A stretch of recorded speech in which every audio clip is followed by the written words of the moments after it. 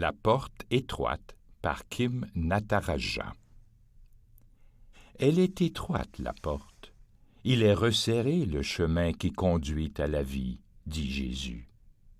Il est étroit car il est le fruit de notre concentration, de l'attention de tout notre être, toutes nos énergies et nos facultés sur un seul objet, dit John Main dans Un mot dans le silence. Nous nous concentrons sur notre mot de prière, notre mantra, et nous nous détournons de tout le reste, nos rêveries, nos images, nos pensées, y compris de la structure et les dogmes de notre foi chrétienne. Mais nous savons tous que s'il est facile de dire « dites votre mot », il n'est pas si facile de le faire. S'asseoir et poursuivre ses pensées et ses rêveries est très agréable. Cela ne demande aucun effort, car c'est le mode de fonctionnement habituel de notre cerveau. Cela peut même être en soi une forme de détente. C'est vraiment la porte qui est grande et le chemin large qui mène à la perdition.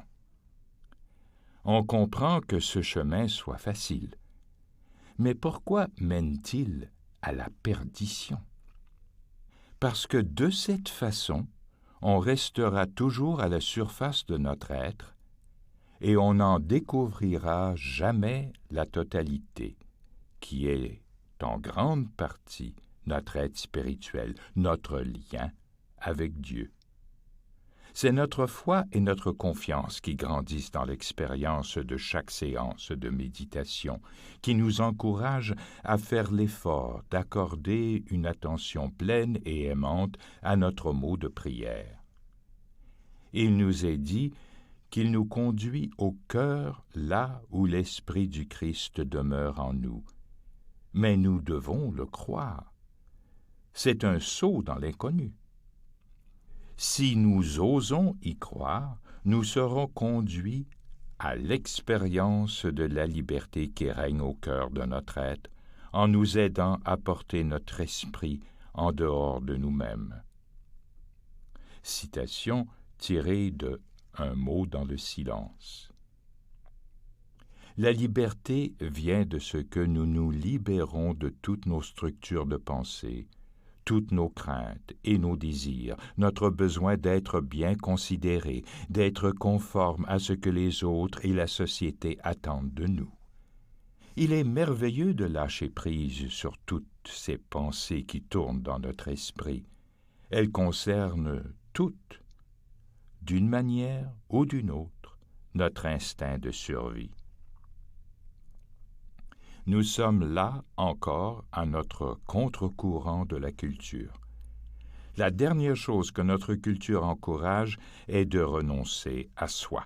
Notre société et sa mentalité encouragent l'ego à garder fermement le contrôle.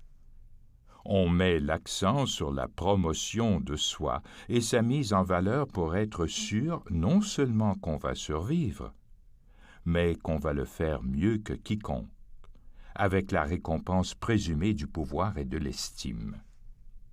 Renoncer à soi, dans la vie et dans la méditation, est un concept que certains voient comme une excuse pour démissionner, ce qu'on fait probablement parce qu'on ne se sent pas assez bon pour survivre dans la course des rats. Mais John Main continue dans Un mot dans le silence en soulignant que méditer n'est pas fuir. Ce n'est pas une tentative de se soustraire à la responsabilité de notre être propre, ni à la responsabilité de notre vie et de nos relations. Fin de la citation. Dans la méditation, on se détache en effet de son moi conscient, mais c'est ainsi seulement qu'on peut découvrir dans le silence la totalité de son être et de son cœur, son être véritable. Alors, cette partie spirituelle et essentielle de notre être peut pénétrer et transformer notre être de surface par le don d'une vision vraie et d'une sagesse dans les situations rencontrées. Cela nous permet d'accepter avec sagesse et intelligence la responsabilité de notre être ou la responsabilité de notre vie et de nos relations.